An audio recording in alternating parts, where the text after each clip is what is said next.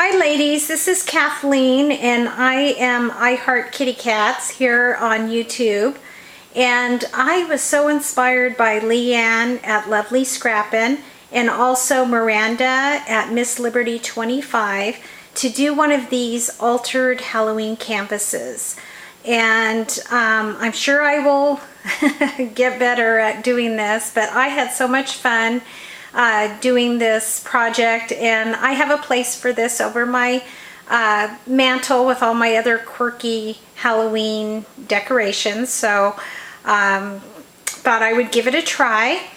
I was out in the garage just kind of rummaging through, and my son had left this old painting, oil painting, when he moved out. Actually, all four of our sons have moved out. And when they don't want something, they just throw it in the yard sale pile. So this was there. It was actually a prop from one of the shows he directed, and it was kind of already distressed up a little bit. If you can see here, I just went ahead and put some additional black acrylic paint, and then I did a wash over the canvas part to kind of coordinate with the orange paper there. But let me start in the back. I started with a piece of corrugated cardboard, and I used the technique that Miranda and LeeAnn showed us with the gesso and the modeling paste to create texture. And then I also took the Crafters Workshop, I guess you guys call them stencil or a mask, and did these trees in the back with some textured acrylic paint, and to give it that, you know, a little bit of raised effect. I don't know if you can see that very good. And then I took some of the paper that I had and just ripped it up and put some black soot around it. And the one in the corner here, you can see I took the Michael's Recollection Spooky Tree stamp and just stamped that on with some StazOn ink. And I do not have a lot of paper, but I just used what I had, and I used this luxury stack that I had gotten at Marshall's, and looking forward to getting more supplies and hopefully, like I say, improve at doing this. And then this is on both sides of the canvas, the oil painting, I painted black acrylic paint. I didn't even have enough paper, so I just kind of ripped it and left the black showing and then just distressed it. This orange paper was a real subtle pattern. So what I did was I took the Harlequin stamp that I had, this Fiskars Harlequin stamp, and then took StazOn ink and then just made more of a bold pattern on there. These little spiders, I don't know if you can pick it up, but they're from the Martha Stewart garland, and I love glitter, so I actually put a little bit of this Martha Stewart onyx tinsel glitter on there just to give that corner some interest. These are the Momenta metal corners, and I use those in the bottom left and the top right corner, and just put some black acrylic paint and gesso on it to just dress those out. One of my favorite techniques that I learned from one of Miranda's videos was this little skeleton. She had stamped some things on acetate, and I just thought that was a really cool idea. And he's just an Inka-Dinka-Doo stamp that I stamped on some acetate, some garbage actually, from a package of something that I purchased. And I think he turned out kind of cool. And then these little die cuts are from Martha Stewart. I had gotten them at a whole package of them at Marshall's a while back, and just distress those up. You'll see those throughout. I detail cut out the scrolls from one of the luxury papers. I think it was from the gray paper that I used back there. Creepy cloth. Yay for creepy cloth. Love the dollar store. Thank you, LeeAnn, for sharing that you can get these little skeletons and the creepy cloth at Dollar Tree. Now I am addicted to Dollar Tree. Thanks so much, LeeAnn. And then I went out in the garage and got this chain, you know, just some old chain that I had, and distressed it with some acrylic paint. I took the skeletons and darkened their eyes a little bit and put a little black acrylic paint around them, stuck some creepy cloth in there, And as we go down here, this is actually a Walmart trim that I just cut the cut a piece off, cut one of those rosettes off. I don't really even own very many flowers at all. Looking forward to, you know, experimenting as I get more supplies. And but I stuck that on there. Burlap, I just dressed up some burlap and stuck it through the little windows. And this is a Momenta metal black key. The flowers that I did have, I had these fabric fancies, and so I went ahead and used some of those on here and just put what do you guys call that, the little bling thing in the middle. And then when I was at Tuesday morning, I had gotten these little Cameo self-adhesive. They kind of look like haunted house portraits, so I stuck one there. Let's see, I used the technique that Miranda showed to stitch the paper. And this is actually a haunted house, and it was, I believe, a felt placemat from the Dollar Tree. I have the spider web I didn't end up using, but it was only $1, and I covered it with this orange paper that I had gotten really inexpensively at Marshall's. It was, you know, on clearance, and I thought, oh, I could use it for Halloween. So I took some sandpaper and just kind of distressed it up, ripped the edges here, and put some book paper behind it.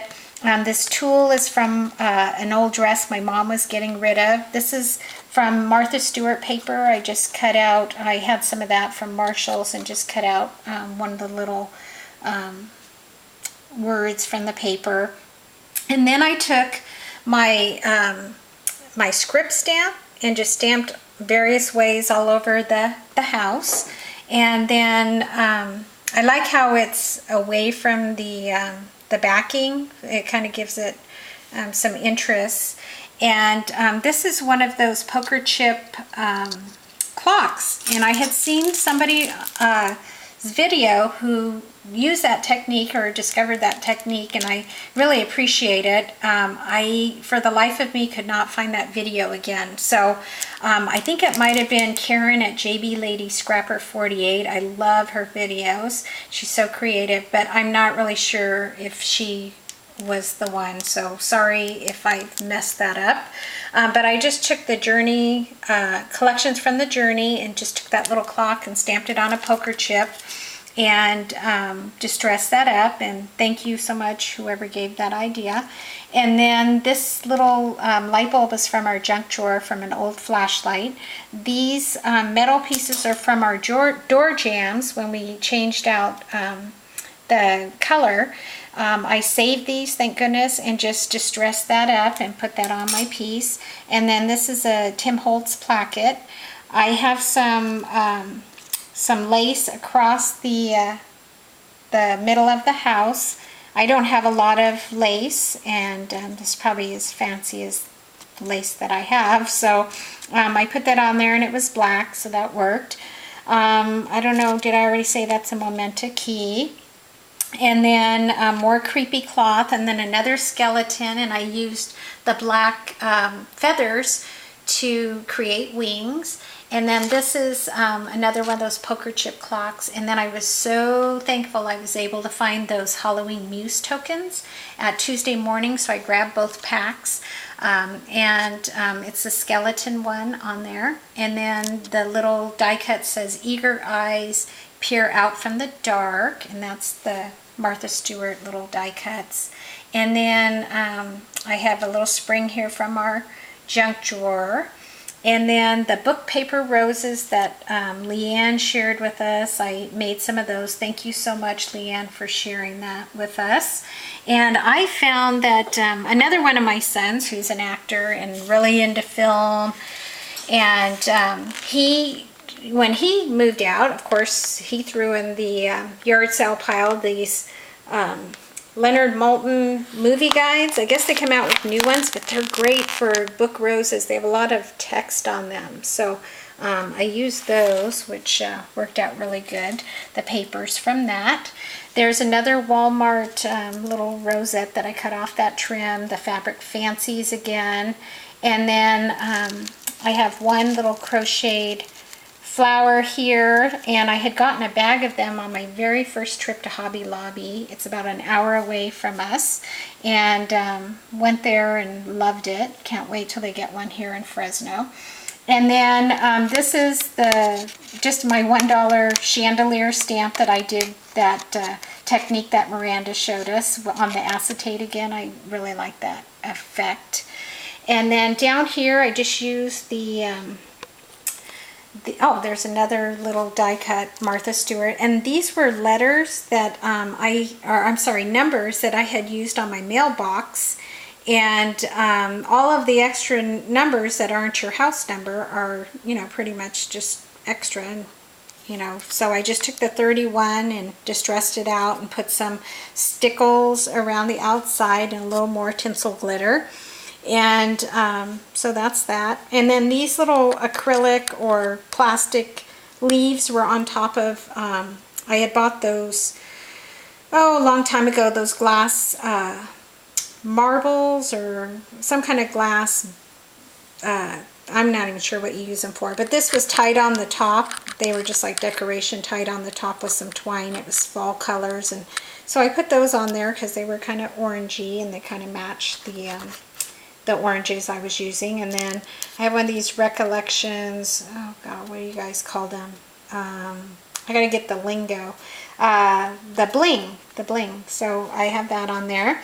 And then another one of those crocheted flowers. And then this is from Michael's. It was, I'm not sure if it was bead landing, but it was a pin.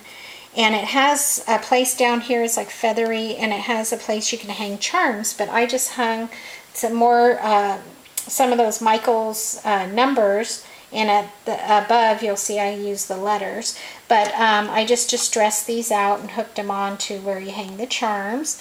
More of those book roses that LeeAnn showed us, and I just distressed them up with Dusty Concord distressing before I rolled them. This is actually an antique piece that of hardware that was in a trunk that my grandmother gave me, so it's kind of neat. I could, you know, have something from her on there, which is pretty cool. And then another little rosette cut off. I did distress the canvas a little with some gesso. This is bird netting that I went out in the garage and just was looking for things for this project, and this is bird netting, and I think I really like the effect of the bird netting. And we had it out over our cherry tree so we could eat the cherries before the birds. So that's what that is. And then you can see the letters, the Michael's 50-cent bin letters that I put up there, and they're just free hanging, and I just hooked them on with the packaging material from something that I had purchased and just distressed up the little wire.